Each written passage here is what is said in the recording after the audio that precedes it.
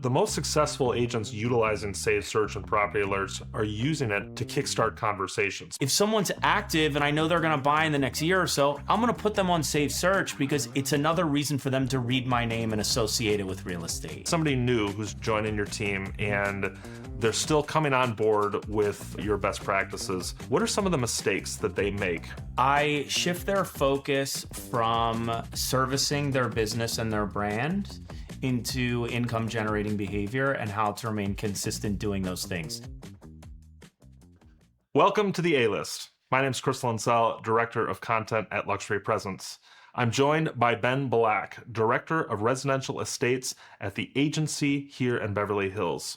Ben has a specific tech-savvy approach to nurturing the members of his sphere of influence, including a really interesting strategy with save searches and property alerts.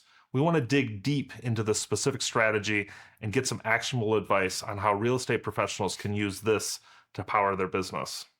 Ben, welcome to the A-List. With over $1 billion in sales and more than 500 transactions, you've represented a lot of buyers in your career. I want to talk broadly about how technology has played a role in your nurturing and the creation of the relationship that you have with those buyers.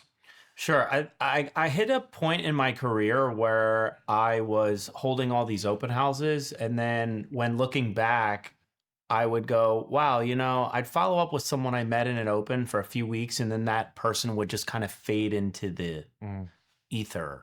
And it would, over time, it kind of makes holding that specific open less valuable, less monetizable. There's so much we can get from it. And sometimes people aren't ready, but it's ultimately up to me to keep delivering value in a way that keeps them wanting to engage with me. I mean, in my marketplace, you can swing your arms and hit a licensee. So what's to stop them from working with someone else that they meet the following Sunday? So for me, when people ask me, what do I use technology for?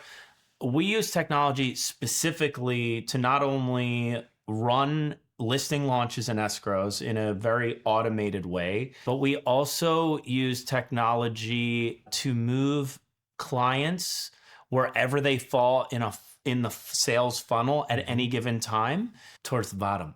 Well, so that is the trick. You're hitting on what is probably one of the most requested topics for continuing education and mastermind, which is nurturing, which is figuring out a way to move clients from considering to active to close. Sure.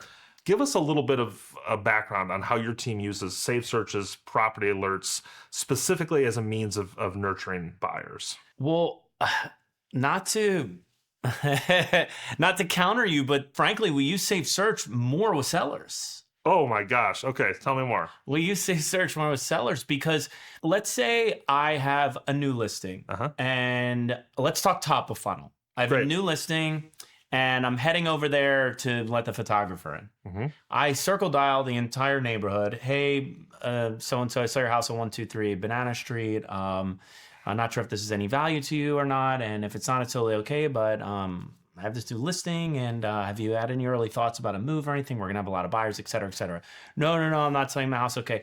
Totally makes sense. Would it be valuable to you if we were to send you just the pendings and solds once a week, just in your little nook, and I'll name the nook, like Nichols Colony, the Bird Street, Sunset Plaza, not like the Hollywood Hills at large. It's important because it shows that I'm a neighborhood expert, right?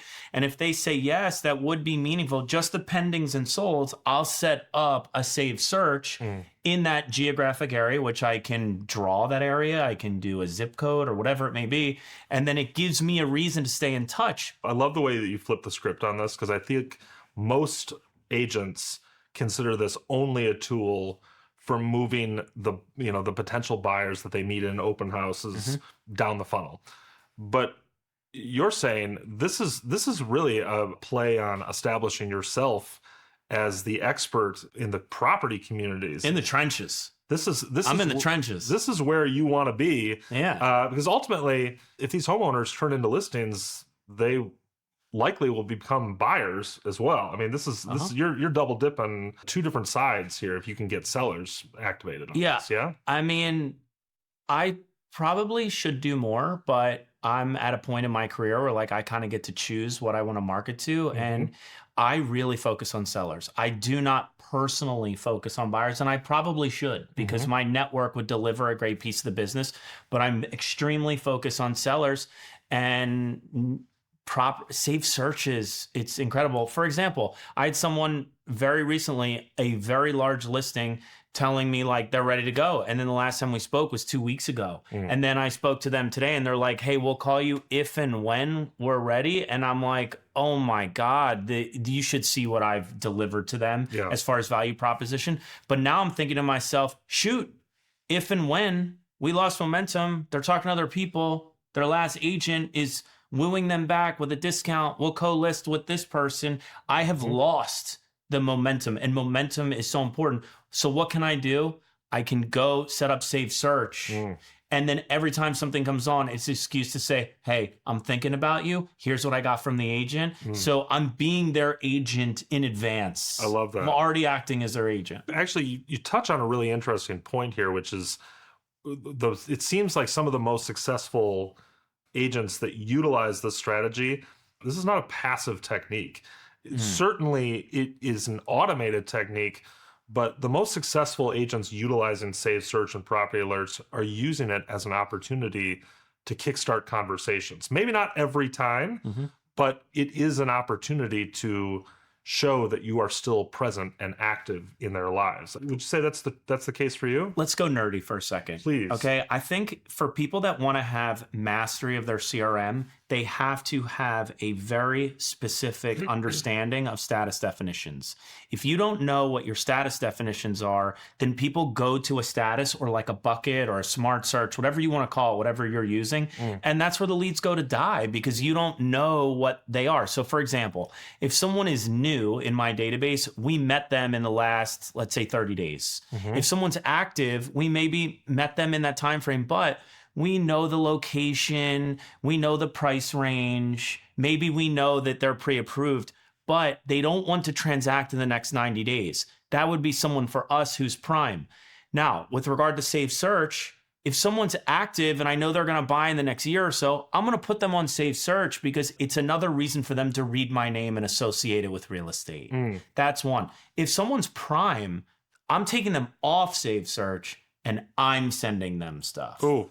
I'm sending them stuff because I'm like, we should go to this one. We're no longer getting educated about the market at large. So I changed the intent of the communication and the communication cadence based upon their status, where they fall. And all those statuses have their places in the sales funnel. So because I'm addicted to those definitions and placing people there, it really helps me to like stay in touch at a very high level where the clients don't fade into the ether, as I mentioned before. You've got somebody new who's joining your team and they're still coming on board with your best practices. What are some of the mistakes that they make early on that you feel like you need to correct right away? I shift their focus from servicing their business and their brand into income generating behavior and how to remain consistent doing those things. It is very difficult, particularly in the market that we're in now. And you know what? It's hard in the Los Angeles market, even when interest rates are good, because there are many licensees here. It's hard to stay consistent with income generating behaviors. So agents, in their natural avoidance of doing the tough stuff, they fill the void with doing things that don't really matter. And then if it doesn't get done kind of by the end of the day, it's not going to get done at all. So I really try to point the fire hose at the income generating behavior because I want to get them in escrow like in 30 days. That's really my goal. It's like when an actor signs a talent agent, that talent agent wants to get them an audition immediately to demonstrate like this is what it's going to be like here. You made the right choice. I'm the same way. I want to get them in escrow right away. So sometimes, sadly for them, they're uncomfortable immediately, but the opportunity is on the other side of the discomfort. That truer words were never It's true. spoken. Ben, it's been great to listen to the way that you utilize technology, specifically Save Searches, Property Alerts, and I really loved your shift on how valuable this can be, not just for buyers, but for sellers. For anybody who's watching at home, if you're ready to use technology to power your next level of success, including property alerts and saved searches, visit us at luxurypresence.com. Thanks for watching The A-List.